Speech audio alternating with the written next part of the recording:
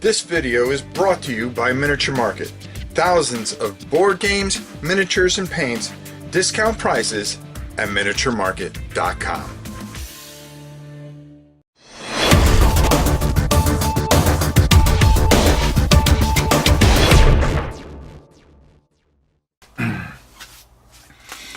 Hello everybody, it is your old pal Rob with another musing. As this was actually named by, yes, Helen. So we're going to give Helen all the credit for the naming of this. So if Helen decides to put out t-shirts, she gets all the proceeds.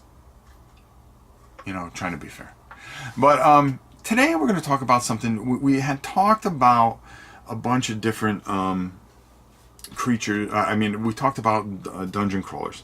But the thing I really want to talk about is what do you consider your best final boss in a dungeon crawl? And it doesn't matter if it's a scientific one or whatever. A dungeon crawl is a dungeon crawl. And I always find that trying to decide which one was great, and I found that the two that I really picked out were, of course, two of my most favorite characters. My favorite things, dragons. I love dragons. I have an affinity for dragons. I don't know how many people out there love dragons, but I really love dragons. And I'm going to be painting one of the dragons that I consider. But from Dungeon Saga, the Tyrant of Halep. I love that dragon. I got to paint it with Tina, and I actually got to play the scenario. I played it.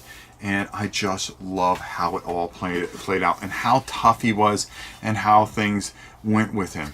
As you can see, my little pup just popping in, of course. The second one is one that we are going to be painting very soon on the channel. Maybe by the time this comes out, we've already done a painting video for it. But it is Volstarius from Volstarius Lair, the six-headed dragon. Yes, from Swords and Sorcery. I love those two dragons, and those two are such, the build up to get to them is just so tremendous, because you know it's coming, and then boom, it comes and it hits you in the face, just like any kind of RPG. And it brings back a lot of old feelings to me. I always felt that dragons were the how many of you saw oh god, what was that movie? Oh god, I'm gonna forget. It was the Disney movie with Dragon Quest or something like that. It wasn't Dragon Quest. Yeah, of course I love the movie and I can't think of it, but it was a movie from the 80s with Peter McNichols. Okay, because as I'm taping this, I'm drawing a complete blank, and I'm sure everybody's going to put it in the comments. So I'm going to leave this in because I drew a complete blank. So make sure that you put it in the comments, just to clarify it. But that whole build-up, that dragon terrorized that town, and it just had that old D&D feeling to me back in the 80s, and Pool of Radiance and so forth and so on. And it's just things that like that always pull me back to an easier time when I would just play a lot of role-playing games and things like that, and just enjoy it so thoroughly that it was beyond belief.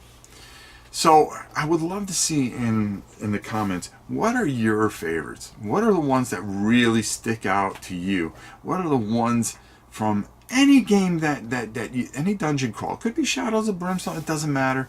Could be Star Saga, I don't care. I want to hear that villain that really appeals to you and really sucked you into that game, because either how tough he was, how immersive it made you become part of the game.